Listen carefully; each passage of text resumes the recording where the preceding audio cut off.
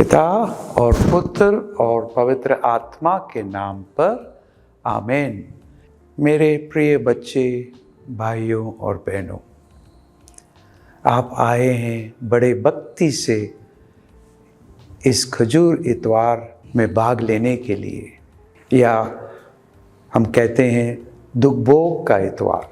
आपके हृदय में श्रद्धा है और विनम्रता है, क्योंकि आप जानते हैं कि पुण्य सप्ताह आज से शुरू होता है और राख बुद्ध से आप बलिदान, सैक्रिफाइस, प्रार्थना, परोपकार के कार्य करते आए हैं।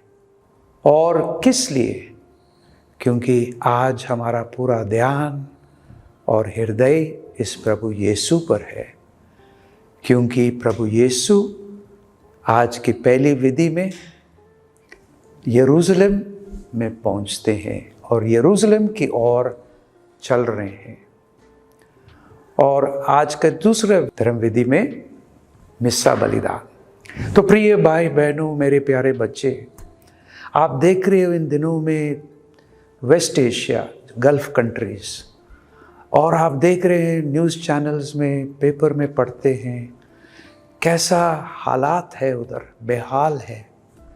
कैसे मासूम बच्चे और परिवार मारे जा रहे हैं, चाहे ईरान में हो, चाहे इज़राइल में हो, चाहे पैलेस्टाइन में हो, चाहे लेबनान में हो, और कभी कभी कोई घटना कतार में हुआ है, इराक में हुआ है और आसपास के देशों में। और परिवार तोड़े गए, घर आपके सामने बिल्कुल टूट गए, सिर्फ ढांचा खड़ा है। और साथ साथ में आप देखते हो कैसे लाश को लेके जा रहे हैं कब्रिस्तान। कोई बिल्डिंग से फायर फाइटर्स हैं, वे आर्मी सहायक लोग कोई व्यक्ति को बिल्डिंग के अंदर से निकाल रहे, जो बिल्डिंग दब गया। बहुत दुखित परिस्थिति है। इसलिए पाठ में पढ़ाए जाते हैं, हे प्रभु मुझ पर दया कर, क्योंकि मैं संकट में हूँ। मुझे मेरे शत्रुओं के हाथ से छुड़ा।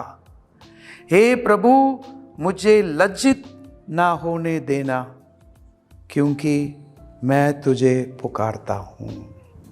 ये है कलेजे से एक दर्द जो उठ रहा है, हृदय से आंसू आ रहे हैं, खून बह रहा है। ऐसे दर्द में स्तोत्र में हमने अभी सुना है। ये है हालात।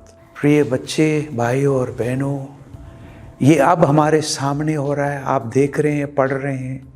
लेकिन 2000 वर्ष पहले यरूशलेम में, वहाँ पर प्रभु यीशु और माँ मरियम के हृदय और उनके कलेजे में ऐसे ही दर्द और दुख उन्होंने महसूस किया, जैसे मैंने आपको बताया।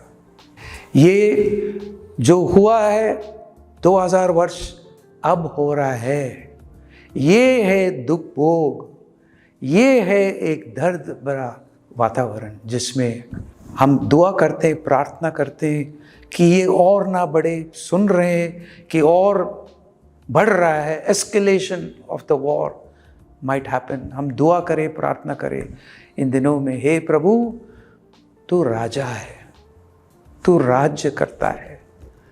और हम चाहते हैं, हे प्रभु इस राज्य में शांति हो, भाईचारा हो, प्यार हो, क्योंकि हे प्रभु तेरा राज्य कोई राजनीतिक क्रांतिकारी नहीं है।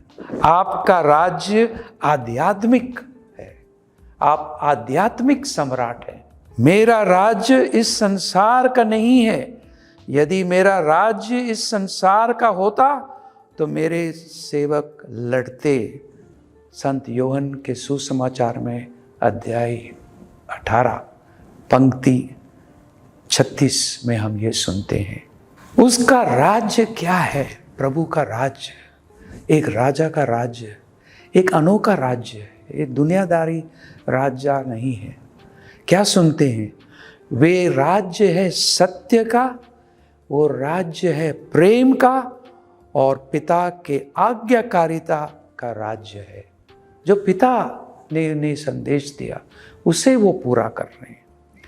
उनका सिंहासन विजय पर नहीं बल्कि संपूर्ण समर्पण पर आधारित है।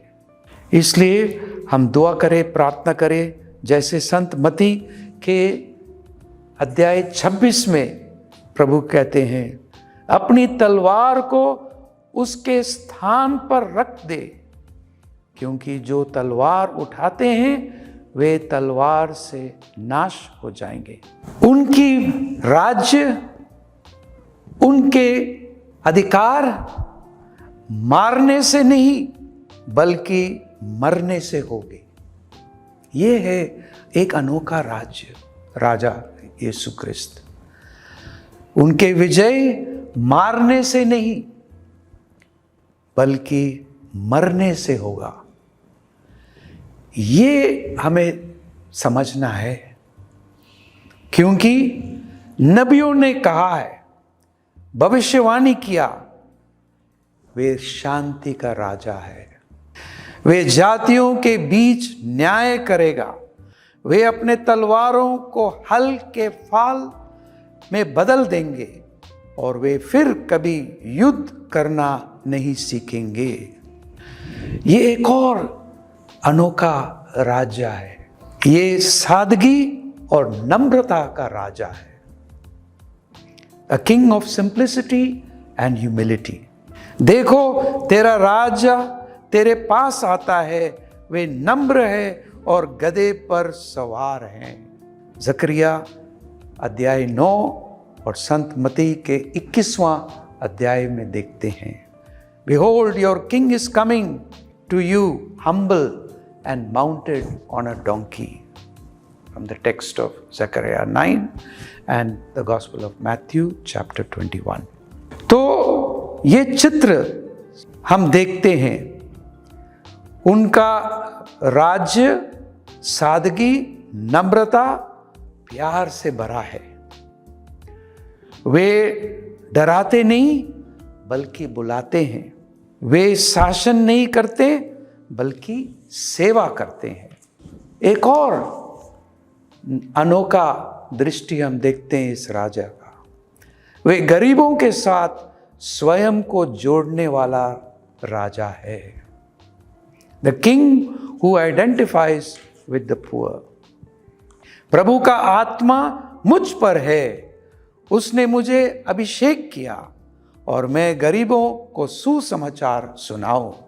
संत लूकस के अध्याय 4 में पंक्ति 18। The Spirit of the Lord is upon me. He has anointed me to preach good news to the poor। इसलिए वे कहें संत मत्ती के अध्याय 5 में, धन्य वे जो आत्मा में गरीब हैं, क्योंकि स्वर्ग का राज उन्हीं का है। उनका राज्य उन्हीं का है जो विश्वास करते हैं, जो धार्मिकता के लिए भूखे हैं और जो परमेश्वर पर निर्भर रहते हैं। आगे हम देखते हैं, प्रेम पर आधारित राज्य, विद्रोह पर नहीं। A kingdom built on love, not on revolt। Love your enemies, pray for those who persecute you। Matthew chapter 5 verse 44। अपने शत्रुओं से प्रेम करो और जो तुम्हें सताते हैं उनके लिए प्रार्थना करो। ये एक गहरा अर्थ हमें मिल रहा है। उनका राज्य बल से नहीं बल्कि गवाही, बलिदान और प्रेम से फैलता है।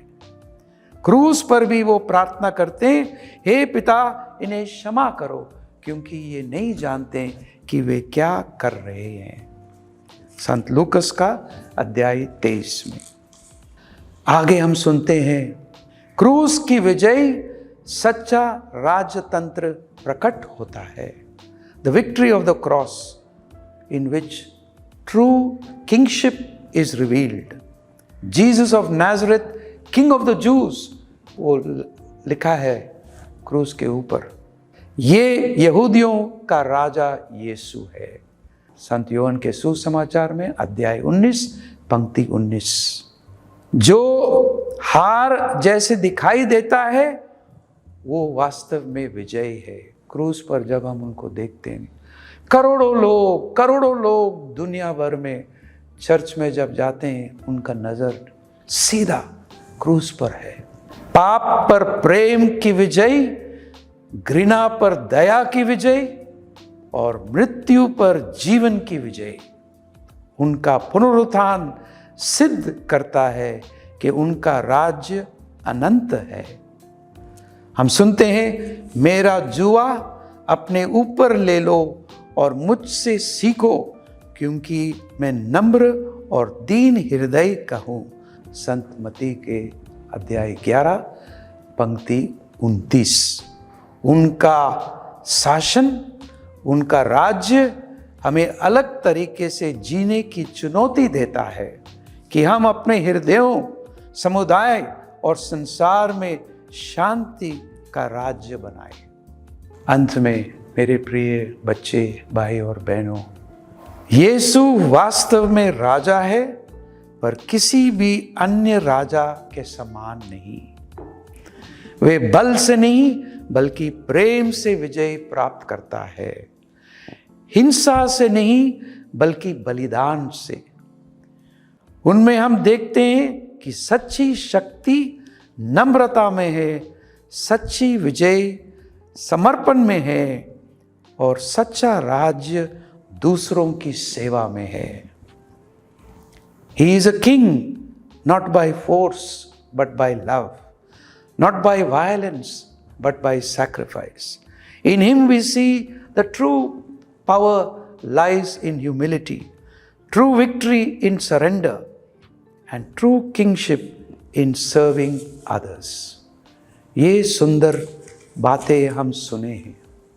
और एक आखिरी पंक्ति जो आपको बताना चाहता हूँ, इन दिनों में जब समय मिलता है इस पुण्य सप्ताह में, प्रभु के सुसमाचार के दुख भोग का वर्णन पढ़िए भक्ति से। और कोई जगह पर आपका हृदय के आंख रुकेगा उन पंक्ति पर, वहीं पर रुको।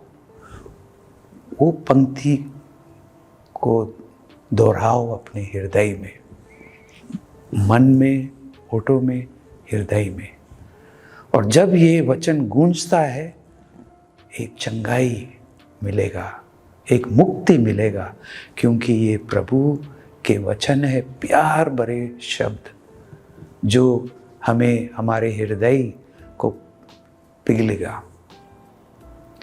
याद रखना एक और बात, उस माँ मरियम की तरफ और उनसे दुआ करो।